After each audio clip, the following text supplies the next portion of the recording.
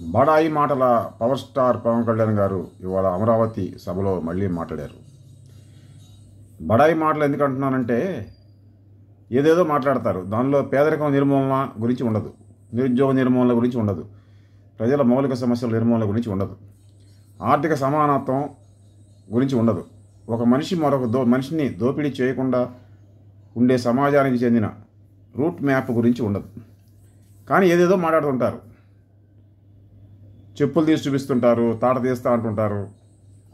అందుకే అంటున్నా, బడాయి మాటలని మాట్లాడాల్సిన మాటలు మాట్లాడకుండా పాలకులుగా, పార్టీ అధినేతగా, బాధ్యతాయుత పౌరుడిగా ఏదేదో మాట్లాడితే ఉపయోగం ఉంది.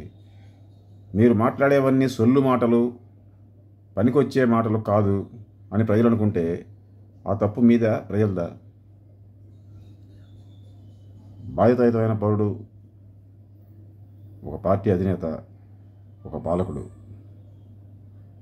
ఎలా ఉండాలో అలా ఉండకపోతే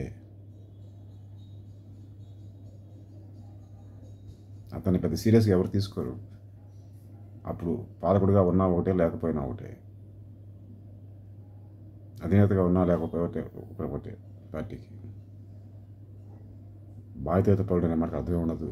అలాంటి వాళ్ళకు అభయాదేశం ఒక అవసరం. అభయ కలకాల వర్ధనులు కాక.